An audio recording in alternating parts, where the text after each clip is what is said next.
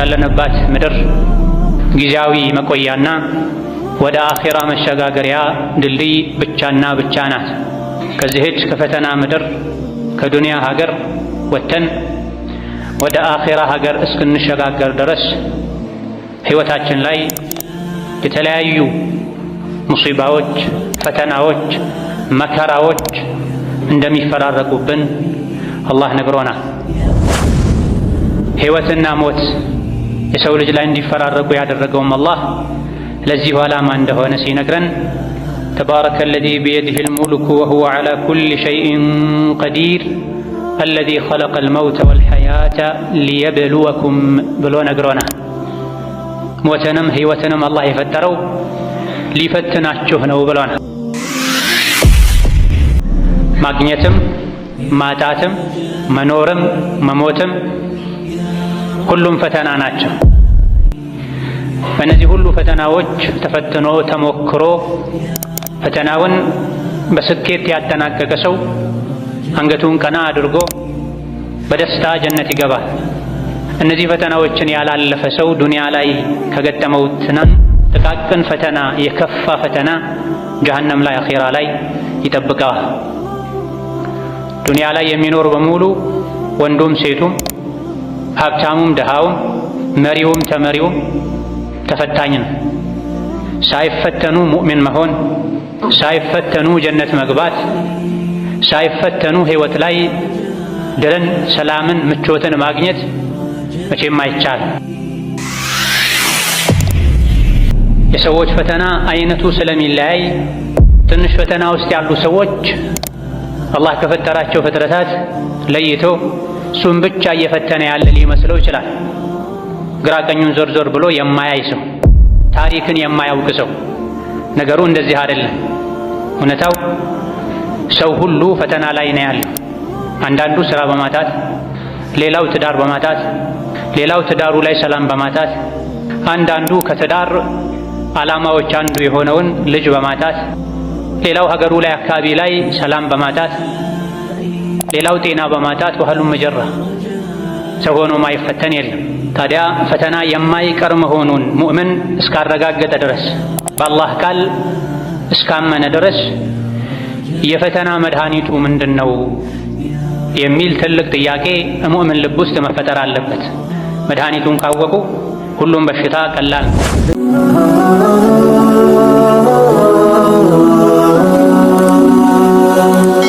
ሰብስክራይብ በማድረግ ቤተሰብ ይሁኑ። አልሐምዱሊላህ الصبور الشكور وأشهد أن لا إله إلا الله وحده لا شريك له إليه ترجع الأمور وأشهد أن محمدًا عبده ورسوله البشير النذير صلى الله عليه وعلى آله وأصحابه والتابعين له بإحسان إلى يوم النشور وسلم تسليما كثيرا. أما بعد أوصيكم ونفسي بتقوى الله يا عباد الله، فاتقوا الله تعالى حق التقوى وراقبوا ربكم في السر والنجوى وتزودوا للآخرة واعلموا أن خير الزاد التقوى فاتقوا الله يا أولي الألباب. يا الله باروتشوي الله يعزاكم بمتازز يكلكلاتهم بمكلكل ሁሌም በሁሉም ጉዳይ ላይ በሁሉም ቦታ ላይ አላህን የሚገባውን ፈራቻ ፍሩት። ለአኺራችሁ ስንቅ ያዙ። ከስንቆች ሁሉ በላጭ ስንቅ አላህን መፍራት ነው። የአላህ ባሮች ሆይ ያለንባት ምድር ጊዜያዊ መቆያና ወደ አኺራ መሸጋገሪያ ድልድይ ብቻና ብቻ ናት። ከዚህች ከፈተና ምድር ከዱንያ ሀገር ወጥተን ወደ አኺራ ሀገር እስክንሸጋገር ድረስ ሕይወታችን ላይ የተለያዩ ሙሲባዎች፣ ፈተናዎች፣ መከራዎች እንደሚፈራረቁብን አላህ ነግሮናል። ሕይወትና ሞት የሰው ልጅ ላይ እንዲፈራረቁ ያደረገውም አላህ ለዚሁ ዓላማ እንደሆነ ሲነግረን ተባረከ አለዚ ቢየዲሂል ሙልኩ ወሁወ ዐላ ኩሊ ሸይኢን ቀዲር አለዚ ኸለቀል መውተ ወልሐያተ ሊየብሉወኩም ብሎ ነግሮናል። ሞትንም ሕይወትንም አላህ የፈጠረው ሊፈትናችሁ ነው ብሎናል። ማግኘትም ማጣትም መኖርም መሞትም ሁሉም ፈተና ናቸው። በእነዚህ ሁሉ ፈተናዎች ተፈትኖ ተሞክሮ ፈተናውን በስኬት ያጠናቀቀ ሰው አንገቱን ቀና አድርጎ በደስታ ጀነት ይገባል። እነዚህ ፈተናዎችን ያላለፈ ሰው ዱንያ ላይ ከገጠመው ጥቃቅን ፈተና የከፋ ፈተና ጀሀነም ላይ አኺራ ላይ ይጠብቀዋል። ዱንያ ላይ የሚኖር በሙሉ ወንዱም ሴቱም ሀብታሙም ደሃውም መሪውም ተመሪውም ተፈታኝ ነው። ሳይፈተኑ ሙእሚን መሆን፣ ሳይፈተኑ ጀነት መግባት፣ ሳይፈተኑ ህይወት ላይ ድልን፣ ሰላምን፣ ምቾትን ማግኘት መቼም አይቻልም። የሰዎች ፈተና አይነቱ ስለሚለያይ ትንሽ ፈተና ውስጥ ያሉ ሰዎች አላህ ከፈጠራቸው ፍጥረታት ለይቶ እሱን ብቻ እየፈተነ ያለ ሊመስለው ይችላል። ግራ ቀኙን ዞር ዞር ብሎ የማያይ ሰው፣ ታሪክን የማያውቅ ሰው። ነገሩ እንደዚህ አይደለም። እውነታው ሰው ሁሉ ፈተና ላይ ነው ያለው። አንዳንዱ ስራ በማጣት፣ ሌላው ትዳር በማጣት፣ ሌላው ትዳሩ ላይ ሰላም በማጣት፣ አንዳንዱ ከትዳር ዓላማዎች አንዱ የሆነውን ልጅ በማጣት፣ ሌላው ሀገሩ ላይ አካባቢ ላይ ሰላም በማጣት፣ ሌላው ጤና በማጣት ወህሉም መጀራ ሰው ሆኖ ማይፈተን የለም። ታዲያ ፈተና የማይቀር መሆኑን ሙእምን እስካረጋገጠ ድረስ በአላህ ቃል እስካመነ ድረስ የፈተና መድኃኒቱ ምንድነው የሚል ትልቅ ጥያቄ ሙእምን ልብ ውስጥ መፈጠር አለበት። መድኃኒቱን ካወቁ ሁሉም በሽታ ቀላል ነው። መድኃኒቱን ካላወቁ ቀላሉን በሽታ ከባድ ሆኖ የባሰ ችግር አደጋ ያስከትላል። ያለንበት ጊዜ አኽር ዘመን እንደመሆኑ ፈተናዎች ይበዛሉ። ሊነጋጋ ሲል ጨለማው እንደሚበረታው ሁሉ ዱንያ ልጠፋ ስትል ፈተናዋ ይበዛል። የፈተና መድኃኒት የሆነው ሷብርን ደግሞ ሰዎች በኢማናቸው ማነስ ምክንያት ያጡታል፣ አይጠቀሙትም። ወደ አኽር ዘመን ስንጠጋ ኢማን ይቀንሳል፣ ሙእሚኖች ጥቂት ነው የሚሆኑት። የኢማን አካል ራስ የሆነው ሷብር ከብዙ ሰዎች ዘንድ በመጥፋቱ ምክንያት ደግሞ ሙሲባዎች፣ አደጋዎች፣ ችግሮች የበዙ ይሄዳሉ። ትንሹንም ሙሲባ አደጋ ሰዎች ያከብዱታል። በሙሲባ ምክንያት ከጌታቸው ከአላህ ጋር ይጣላሉ፣ ከሰው ጋር ይጣላሉ፣ ዱንያ አኼራቸውን ያበላሻሉ። አንዳንዱ በዲን ምክንያት የደረሰበትን ፈተና ባለመቋቋም፣ አንዳንዶች ደግሞ የዱንያ ሙሲባን ባለመቋቋማቸው ምክንያት ባለፉት ጥቂት ሳምንታት ውስጥ ብቻ የትዳር ዕድሜ ስላለፈ የሰዎችን፣ የቤተሰብን፣ የጎረቤትን ምላስ አልቻልኩትም፣ ስለዚህ ከዱንያ መወገድ አለብኝ ብለው የወሰኑ ሰዎች አሉ። ከሰው ጋር የመኗኗርን ፈተና በትዕግስት ማሳለፍ አቅቷቸው ወላጅ እናቴ ሁሌ ማይመጠንኝን ቃል ትናገራለች፣ ትርፍ ቃል በመናገር ቤት እንዳልገባ እያደረገችኝ እያሸማቀቀችኝ ነው፣ ስለዚህ ከእስልምና ወጥቼ ወደ ኩፍር መሄድ እፈልጋለሁ ብሎ በአንድ እጁ ቁርአን በሌላ እጁ መስቀል ይዞ የመጣ ሰው አለ። ስራ ተበላሸብኝ፣ መኖር ከበደኝ ብሎ ራሱን ለመጉዳት ከዱንያ ለመውጣት ከአላህ ለመጣላት ሙከራ ያደረገም ሰው አለ። በየጊዜው ከወንድም ከሴትም እንደዚህ አይነት ችግሮች ይታያል። ይህ ዱንያ ላይ እስካሉ ድረስ መፈተን የማይቀር መሆኑን ያለማወቅ አሊያ ደግሞ ሶብር የማጣት ውጤት ነውና ሙስሊም የሆነ በሙሉ የሙስልምነት አንዱ መገለጫ ትዕግስት እንደሆነ ሊያውቅና ሊቀበል ይገባዋል። የችግሮች ሁሉ መድኃኒት ሶብር ነው። የችግሮች ሁሉ መሸጋገሪያ ሶብር ነው፣ ትዕግስት ነው። አላህ ተባረከ ወተዓላ ሶብርን ከችግር መውጫ ማምለጫ ፈረስ አድርጎታል። ችግሮችን ሁሉ የሚገረስስ የሚያስወግድ መሳሪያ አድርጎታል። ማይሸነፍ ሰራዊት ነው ሶብር ማለት። አንድ ሰው ሶብር ካለው፣ ትዕግስት ካለው ያለ ትጥቅ ችግሮችን ሁሉ በትዕግስቱ ማሸነፍ ይችላል። ሸሽቶ ማምለጫ ምሽግ ነው፣ ማይፈርስ ማይበሳ ትዕግስት። ከትዕግስት ጋር ድል አለ። ፈኢነ መዐል ዑስሪ ዩስራ ተብሏል። በችግር ጊዜ ሶብር ካለ ከችግሩ በኋላ ድል ይመጣል፣ ምቾት ይመጣል፣ ሰላም ይመጣል ብሏል። እንደው የሰው ልጅ ሲቸገር በተወሰነ መልኩ ደስ ሊለው ይገባል። በጌታው ቃል ተማምኖ ከችግር በኋላ ድሎት አለ ስለተባለ ችግሬ መከራዬ በረታ እንግዲያውስ ከኋላው ድል ሊመጣ ነው፣ ምቾት ሊመጣ ነው ሊል ይገባል። ትዕግስትና ድል ሸቂቅ የሆኑ ወንድማማቾች ናቸው ተብሏል። ሶብር ካለ ከሶብር በኋላ ድል አለ፣ ስኬት አለ። ያሰቡትን ማሳካት ከሚሰጉት ከሚፈሩት ነገር መዳን የሚቻለው መቼ ነው? ከችግር ጋር ሶብር ካለ። ከችግር ጋር ከሙሲባ ጋር ከመከራ ጋር ሶብር ከሌለ ችግሩ የተባባሰ ሄዳል። ከዱንያ አልፎ አኺራን ይጎዳል። ከችግር ጋር ትዕግስት ካለ ግን የማይቀር ነው። ችግር ተወግዶ በቦታው ላይ ድል፣ ምቾት፣ ስኬት፣ እፎይታ ይተካል። በብዙ ሰዎች በመሳሪያዎች ከመታገዝ ይልቅ በሶብር መታገዝ የተሻለ የሚያዋጣ ነው። የሰው ልጅ ስኬታማ የሚሆነው ኢማንም ሊኖር የሚችለው ሶብር እስካለ ድረስ ነው። ኢማን ካለ ሁሉም አለ፣ አላህ ካንተ ጋር ስለሚሆን። ኢማን ከሌለ ሁሉ ነገር ቢኖርህ ምንም የለህም። የኢማን መለኪያው ደግሞ ሶብር ነው፣ ትዕግስትም። በትዕግስት ሁሉን ነገር ማሳካት ይቻላል። አላህን ከፈሩ ነገሮች ሁሉ ገር በገር ይሆናሉ፣ ብረትም ይቀልጣል። ሶብር ካለ ደግሞ ካሰቡት መድረስ ይቻላል ተብሏል።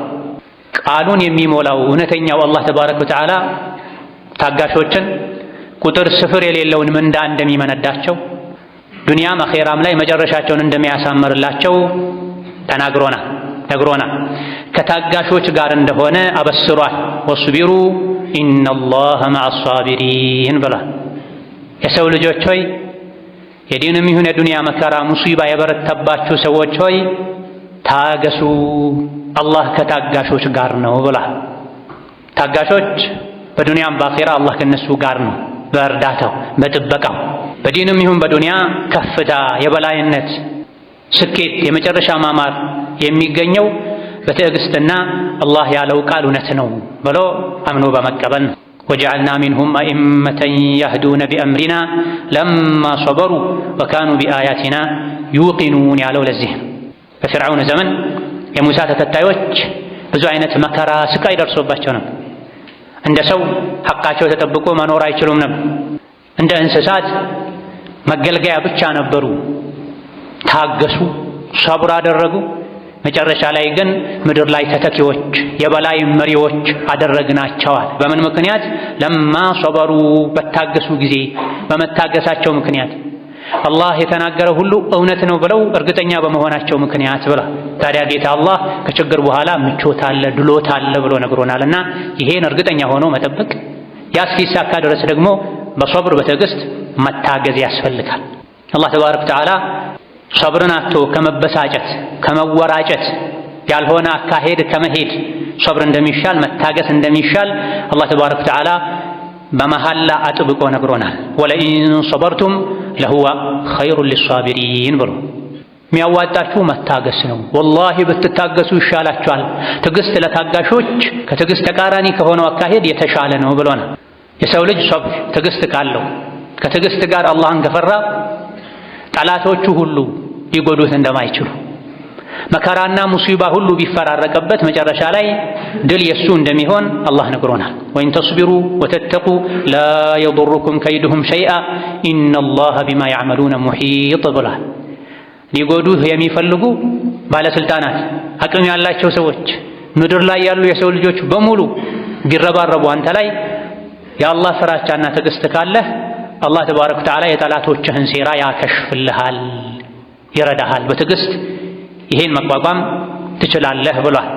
ስለ ነቢዩላህ ዩሱፍ ታሪክ ሙስሊም ሁሉ ያውቃል፣ ቁርአን የሚቀራ በምን አይነት ችግር አልፈው መጨረሻ ላይ ነቢይም የሀገር መሪም እንደሆኑ አላህ ነግሮናል።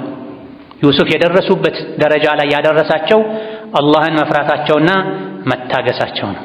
ከአባት እናታቸው ቤት ወጥተው ባሪያ ተደርገው ተሸጠው አገልጋይ ሆነው ያለ ወንጀላቸው ተወንጅለው ለረጅም ዓመታት እስር ቤት ተወርውረው ከዚያ ሁሉ መከራ ስቃይ በኋላ አላህ ተባረከ ወተዓላ ከእስር ቤት አውጥተው የሀገሩ እንኳ ቋሚ ነዋሪዎች ሊመኙት ሊያገኙት የማይችሉትን ማዕረግ ሰጥቷቸዋል።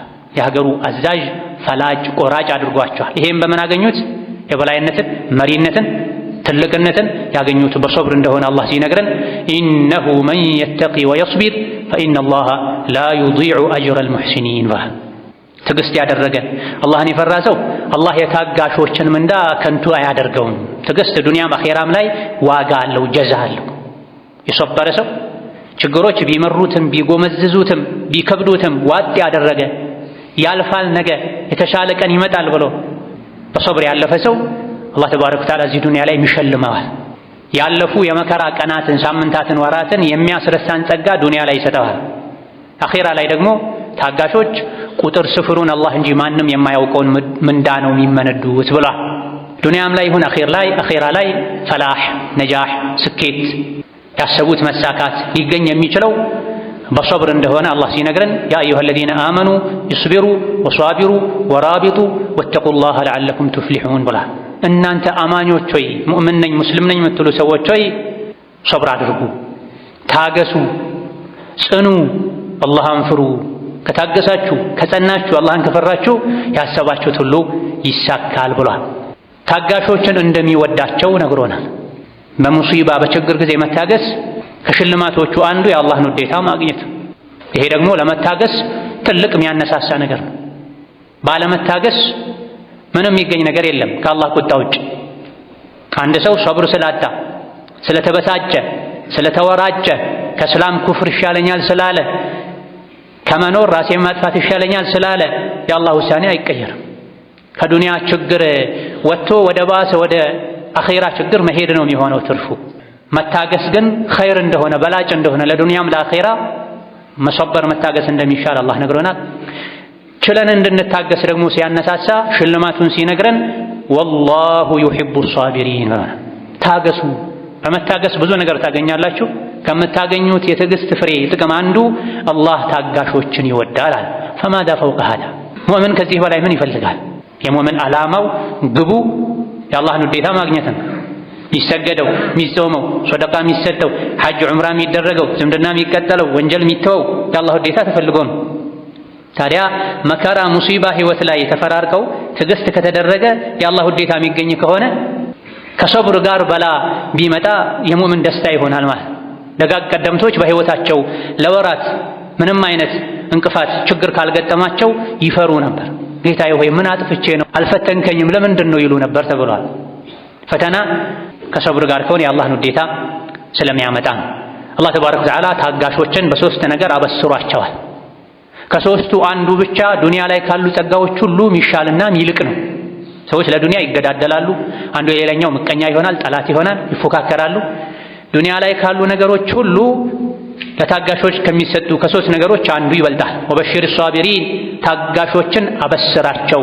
የተኞቹን ሙሲባ ሲደርስባቸው ትዕግስትም ያደርጉ እኔ ዘንድ የነበረ ነገር ሁሉም የአላህ ነን፣ አላህ አመጣ አላህ ወሰደ ብለው ሚጽናኑ አበስራቸው። በምን ኡላኢከ ዐለይሂም ሰለዋቱም ሚን ረቢሂም ወረሕማ ወኡላኢከ ሁሙል ሙህተዱን ብሏል። ሶስቱ ሽልማቶች እነዚህ ናቸው።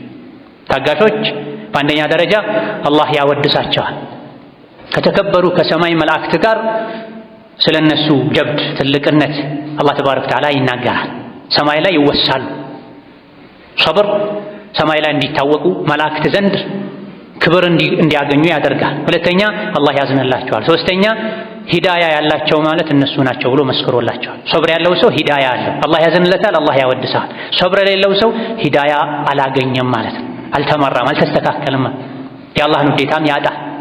በችግር ጊዜ ሰብር አድርጉ፣ ሶላት ስገዱ፣ ተጽናኑ፣ ለዲን ለዱንያችሁ የሚበጃችሁ ይህ ነው ብሏል። የዲንም የዱንያ ሙሲባ ሲመጣ ሙሲባውን በሰብር እንድንቋቋመው አላህ ሲመክረን ወስተዒኑ ቢሶብሪ ወሶላህ ወኢነሃ ለከቢረቱን ኢላ ዐለል ኻሺዒን ብሏል።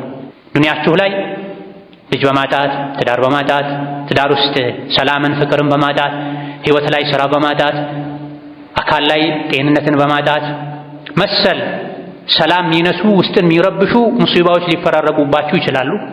ዲናችሁ ላይ የተለያዩ ፈተናዎች ሊገጥሟችሁ ይችላሉ። ለሁሉም ወስተዒኑ ቢሶብሪ ወሶላህ። ከችግር ለመውጣት የሸይጣንን ምክር አትስሙ። ከመከራው ለመውጣት አንድ በሰብር ታገዙ፣ ሰብር ያግዛችኋል፣ ሰብር አድርጉ። ሁለተኛ ሶላት አብዙ። በሙሲባና በችግር ጊዜ ሙሲባው ምንም ይሁን ምን አንድ ሰብር ማድረግ ነው አላህ የመከረን። ሁለት ሶላት ማብዛት፣ ዚክር ዱዓ ማብዛት ነው።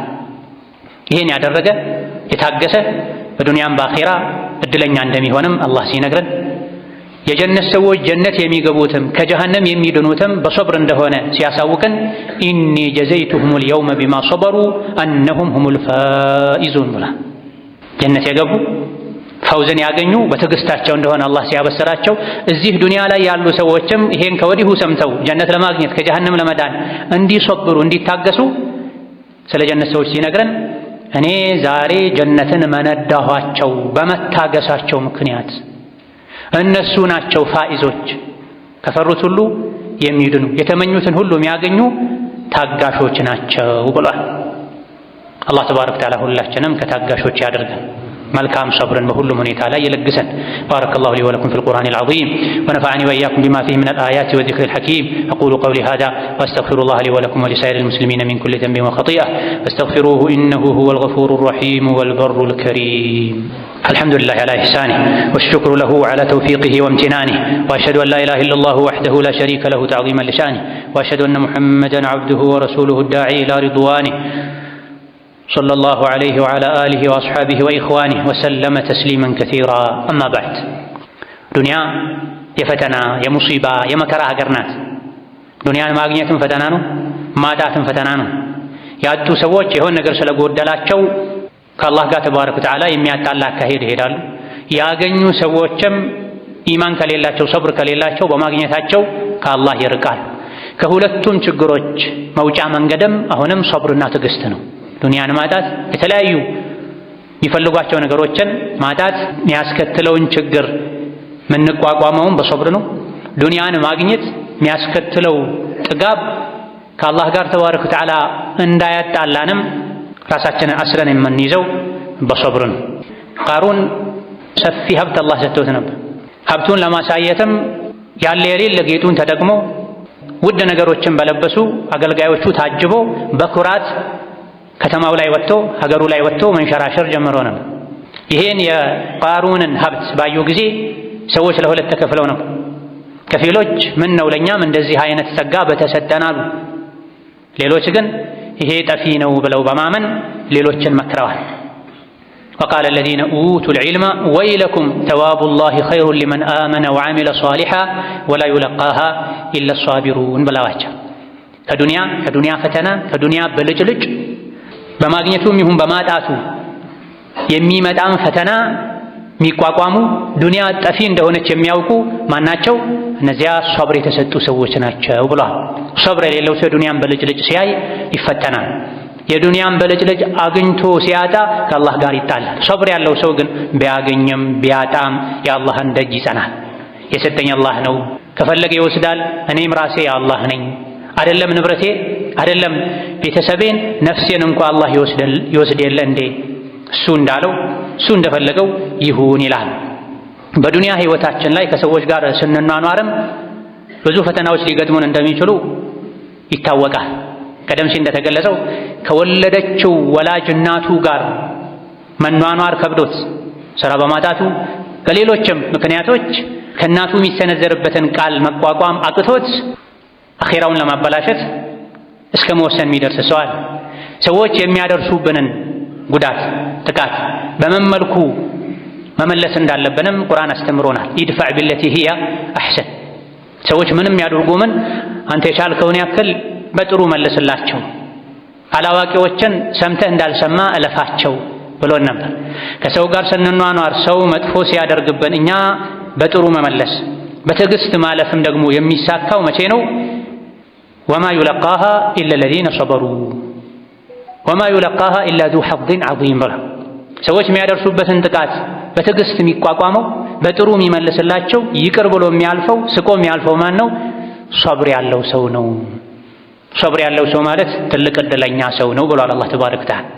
ወከዛሊክ አላህ ምሎ የሰው ልጆች ሁሉ ከሳሪዎች እንደሆኑ ጠፊዎች እንደሆኑ መጨረሻ እንደሚዋረዱ ነግሮን ከዚህ ውርደት የሚድኑ ያመኑ መልካም ሥራ የሰሩ የታገሱ ሰዎች እንደሆኑ ነግሮናል። ወልዐስሪ ኢነል ኢንሳነ ለፊ ኹስር ኢላ ለዚነ አመኑ ወዐሚሉ ሷሊሓቲ ወተዋሰው ቢልሐቂ ወተዋሰው ቢሰብር። የሰው ልጆች ሁሉ ከሳሪ ናቸው። መጨረሻቸው ክስረት ነው፣ ውርደት ነው።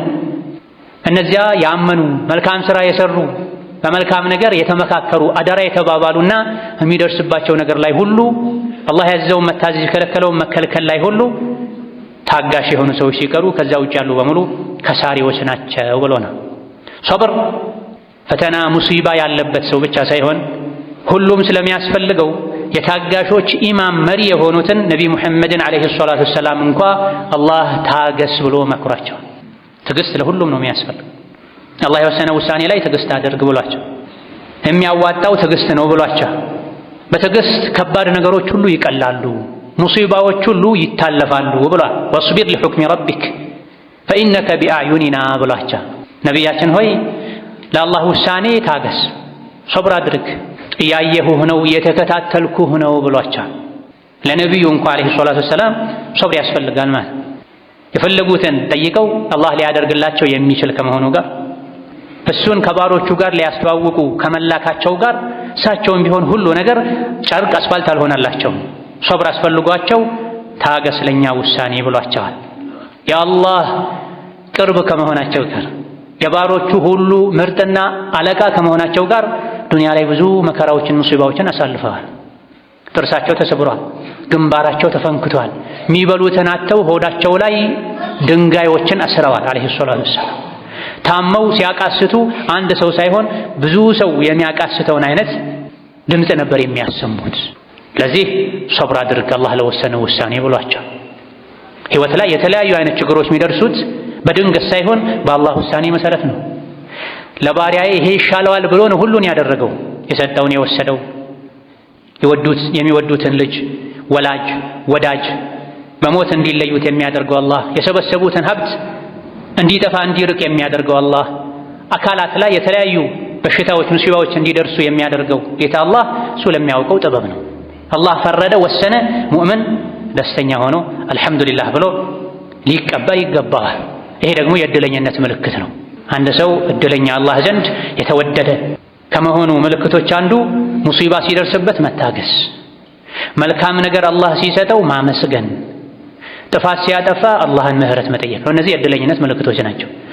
ጥፋት አጥፍቶ ተውበት አለማድረግ፣ ወደ አላህ አለመመለስ፣ አለመጸጸት፣ በጸጋ ጊዜ አላህን አለማመስገን፣ ጸጋውን አላህ በሚወደው መልኩ አለመጠቀም፣ በሙሲባ ጊዜ አለመታገስ ደግሞ አላህ ዘንድ ያለመመረጥ ያለመታደል ምልክት ነው። ነቢዩና ዓለይሂ ሰላቱ ወሰላም ታገስ፣ ትዕግስትም ቢሆን ከአላህ ዘንድ ነው፣ አላህን ትዕግስት ጠይቀው። ሰዎች በሚያደርሱበት ነገር ልብህ አይጣበብ፣ አትጨናነቅ፣ ሶብር አድርግ፣ ታገስ። አላህ ተባረከ ወተዓላ እሱን ከሚፈሩ እምነት፣ ተግባር፣ አካሄዳቸውን ከሚያሳምሩት ጋር ነው ብሏል። ስንሶብር አላህን ስንፈራ አላህ ከኛ ጋር ይሆናል። መከራው ሙሲባው ቀላል ይሆናል። ያለ ሶብር የሚያዋጣ ነገር የለም። ሙእምን የሚያዋጣው ሶብርና ሶብር ብቻ ነው። አላህ ባሪያውን ከወደደ ይፈትነዋል። የአላህን ፈተና ሙሲባ ውሳኔ ወዶ የተቀበለ አላህ ይወደዋል። የአላህን ውሳኔ የጠላ የተበሳጨ የተወራጨ አላህ ይጠላዋል ብለዋል ነቢዩ ዓለይሂ ሰላቱ ወሰላም። ባለመታገስ ዱንያም ላይ መጎዳት አኼራም ላይ መጎዳት ነው የሚከተለው። ሙእምን የሚያዋጣው ሶብር ነው። ሶብር የሙእምን ችካሉ ነው ተብሏል፣ መንጠቆው ነው ተብሏል። ርቆ እንዳይሄድ ሙእምን ራሱን በሶብር አስሮ ይዟል። አስሮ ሊይዝ ይገባዋል። እንስሳት ችካል ላይ ይታሰራሉ። የታሰሩበት ገመድ በፈቀደላቸው ልክ ዞሮ ይበላሉ። ማለፍ ሲፈልጉ ችካሉ መልሶ ያመጣቸዋል። ሙእምንም እንደዛ ነው። የሙእምን ችካሉ ማሰሪያው ሶብር ነው። በሶብር ችካል ራሱን ካላሰረ ከኢማን አጥር ይወጣል፣ ከአላህ ጋር ይጣላል። አላህ ተባረከ ወተዓላ ለዚህ ነው ሶብር አድርጉ፣ ሶብር ኸይር ነው፣ በላጭ ነው ያለ። ሶብር የሌለው ሰው ኢማን የለውም ተብሏል። ፈላ ኢማነ ሊመን ላ ሶብረ ለሁ፣ ትዕግስት የሌለው ሰው ኢማን የለው። ቢኖረውም ቀጫጫ ደካማ ኢማን ነው የሚኖረው። በኢማን ልክ ነው ሶብር የሚኖር። ሶብር የሌለው ሰው ጠርዝ ላይ ሆኖ ነው አላህን የሚገዛው ተብሏል። ጫፍ ላይ ሆኖ አላህን ይገዛል። ያሰበው ከተሳካለት ከተመቸው ጠርዙን ይዞ ይቀጥላል።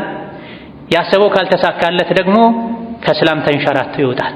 ኸስረ ዱንያ ወልአኺራ ዛሊከ ሁወል ኹስራኑል ሙቢን ተብሏል። ጫፍ ላይ ሆኖ አላህን የሚያመልክ ከተመቸው የሚቀጥል ካልተመቸው ተንሸራቶ ከእስላም የሚወጣ ከአላህ የሚጣላ ዱንያ አኺራውን የከሰረ ሰው ነው ተብሏል። ህይወት የሚጣፍጠው በሶብር ነው፣ በትዕግስት ነው። ታጋሾች ምንዳቸው ጀነት ብቻ ነው። ከጀነት ያነሰ ምንዳ የለም ለሶብር። በትዕግስት እና በምስጋና ነው ወደ ጀነት የሚበረረው። የአላህ ባሮች በሁለት ክንፎች መሃል ሆነው ነው ወደ ጀነት የሚጓዙት፣ የትዕግስትና የምስጋና። ሁለቱን ያጣ ሰው ወደ ጀነት መብረር፣ ጀነት ላይ ማረፍ አይችልም። በችግር ጊዜ መታገስ፣ በደስታ ጊዜ ማመስገን፣ ሁሌም አላህን አለመርሳት ትልቅ እድለኝነት ነው። አላህ ተባረከ ወተዓላ ከእንደዚህ አይነት እድለኛ ባሮቹ ያድርገን። በመከራ በሙሲባ በችግር ጊዜ ከሚታገሱ፣ በድሎት ጊዜ አላህን ከማይረሱ፣ በጥፋት ጊዜ ወደ አላህ ከሚመለሱ ባሮቹ ያድርገን። ربنا آتنا في الدنيا حسنة وفي الآخرة حسنة وقنا عذاب النار. اللهم اجعلنا هداة مهتدين غير ضالين ولا مضلين. اللهم اجعلنا من عبادك الصابرين. اللهم اجعلنا من عبادك الشاكرين. اللهم اجعلنا من عبادك المستغفرين. اللهم وحد صفوف المسلمين واجمع كلمتهم على الحق يا قوي يا متين. ربنا اغفر لنا ولوالدينا ولمشايخنا ولجميع المسلمين. اللهم فرج هم المهمومين.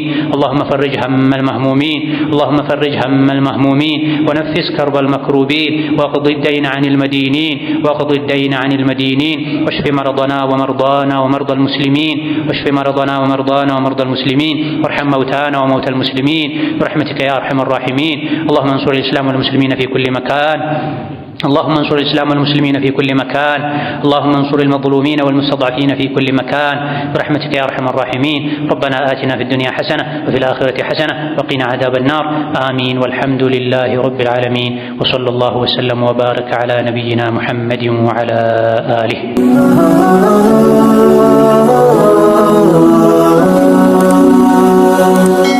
سبسكرايب بمرق بيتساب يهرو.